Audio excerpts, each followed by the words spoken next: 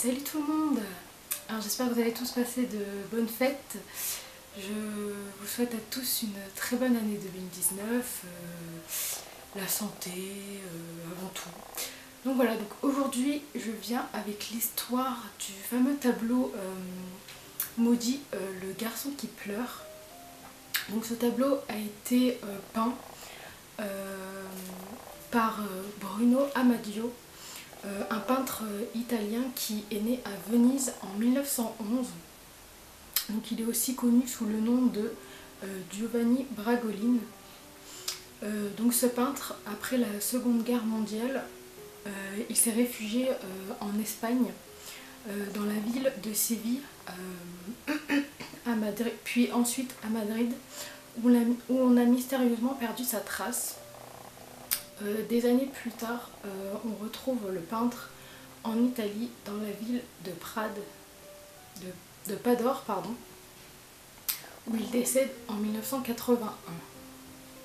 Donc Bruno Amadio, lorsqu'il était en Espagne, avait peint une série de portraits d'enfants. Donc les tableaux sont connus sous le nom des enfants qui pleurent.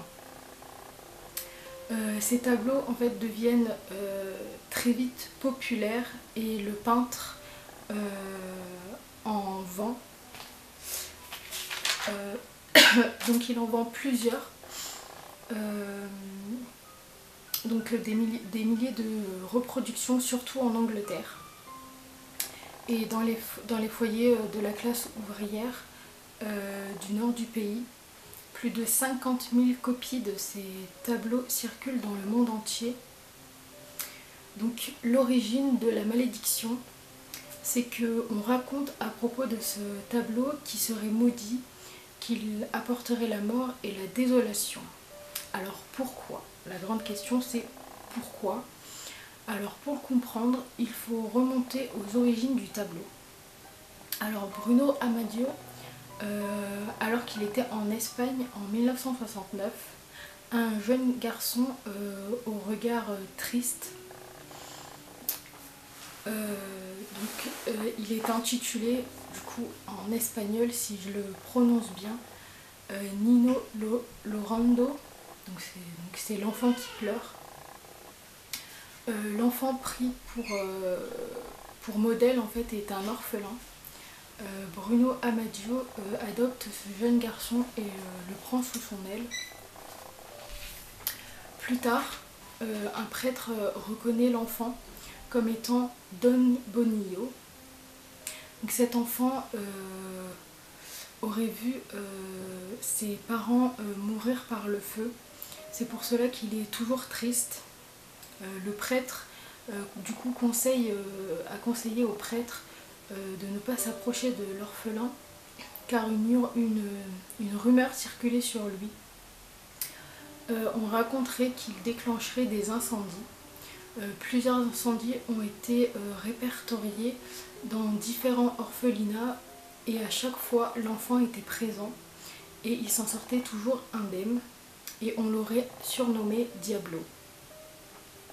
Donc bien sûr, Bruno Amadio ne tient pas compte de l'avertissement du prêtre. Voilà, il n'y croit pas. Et donc lorsqu'il finit par terminer le tableau du petit garçon, son atelier prend feu et laissant du coup le tableau totalement intact. Et par contre l'enfant, lui, il disparaît mystérieusement après cet incendie. Ce n'est qu'en 1976 que l'on retrouve sa trace. En effet, dans la périphérie de Barcelone, un accident de la route se produit. Une voiture est entièrement brûlée. À l'intérieur, un corps calciné. On retrouve le permis de conduire. Il s'agissait de Don Bonillo, qui était alors âgé de 19 ans. Il y a une autre version de la malédiction. On raconte aussi que Bruno Amadio, alors peintre ruiné et pauvre, a fait un pacte avec le diable. Et donc après ce pacte, il aurait peint une série de tableaux d'enfants qui pleurent. et il trouva donc du coup la richesse car les tableaux sont devenus, du coup ils deviennent populaires et se vendent comme des petits pains. Sauf que ces tableaux seraient maudits à cause du pacte et quiconque qui les achèterait en fait serait victime de la malédiction. Certains affirment même que dans une chaîne de télé brésilienne, le peintre avait même avoué avoir fait un pacte avec le diable. On dit aussi qu'après avoir peint en fait, le premier tableau, Bruno Amadio l'aurait offert à l'orphelinat qui avait recueilli Don Bonillo. Et la même nuit, l'orphelinat est victime d'un incendie ravageur qui va faire plusieurs victimes, dont Don Bonillo. Donc voilà, donc ça c'est la seconde théorie en fait, seconde version de la malédiction. Le premier fait étrange, en fait, cela se passe le 4 septembre 1985. Le Sun, donc The Sun, le journal anglais, publie un article, La malédiction brûlante du garçon qui pleure. Donc celui-ci raconte l'histoire d'un couple, Ron et May Hall. Un jour, leur cuisine prend feu et l'incendie se propage sur tout le rez-de-chaussée. À la fin, alors que tout est détruit par les flammes, il retrouve la copie de l'enfant qui pleure encore dans son cadre, accroché au mur, totalement intact. Il n'a pas du tout brûlé. Tout a brûlé sauf le tableau. Mais donc l'histoire aurait pu s'arrêter là, mais elle devient plus importante grâce à Peter, le frère de Ron Hall. Peter est pompier à Rotherham. Un jour, il entend Alan Wilkinson, un de ses collègues, commenter l'événement. Il disait que des copies intactes du même tableau étaient fréquemment retrouvées dans des maisons brûlées. Depuis 1973, il est intervenu sur au moins 50 cas similaires, une habitation incendiée et le tableau à l'intérieur totalement intact. Le 5 septembre 1985, donc du coup toujours le même journal, le The Sun, publie un second article.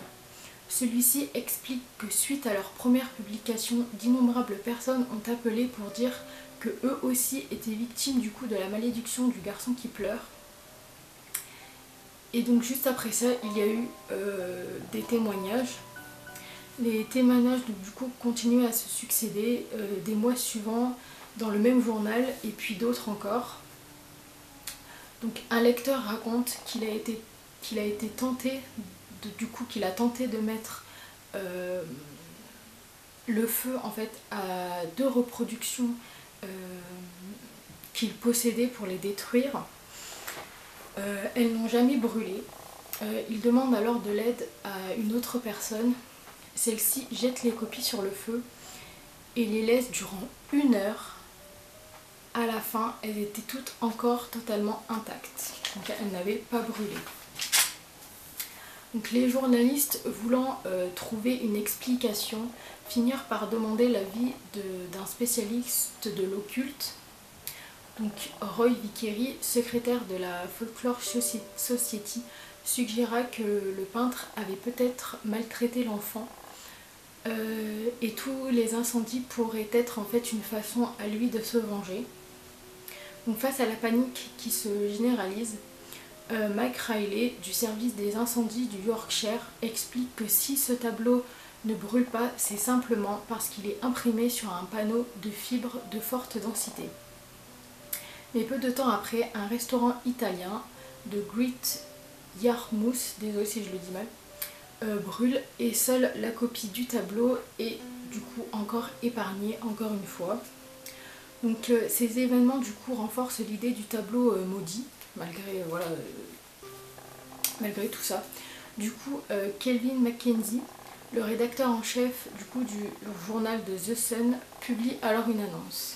Il dit: assez, c'est assez. Si vous êtes inquiet à cause d'une image du garçon qui pleure, accrochée dans votre maison, alors envoyez-la nous immédiatement, nous la détruirons pour vous. 2500 exemplaires ont été envoyés au journal. Un grand bûcher fut organisé près de la ville de Reading. Le journal en fit un reportage annonçant « Le The Sun cloue la malédiction du garçon qui pleure pour de bon ». Cet événement a eu lieu pour Halloween en 1985. L'intérêt du public du coup commença à décliner suite à cela. Cependant, en 1988, de nouveaux incendies furent signalés et dans les années 1990, les faits se reproduisirent dans d'autres parties du monde. Donc en 2002, on parla de nouveau de la malédiction du tableau. Pardon. Stan Jones, un habitant de la Rotherham, a raconté que ces 3 maisons successives avaient été victimes d'incendies et dans chacune d'elles, le garçon qui pleure était accroché au mur. Dans la troisième maison, sa femme enceinte avait failli mourir. Elle s'était endormie, oubliant leur repas sur la cuisinière.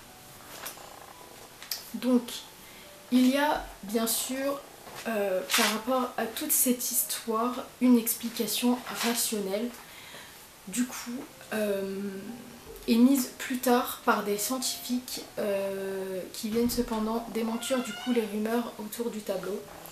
Donc du coup, ainsi des tests ont été effectués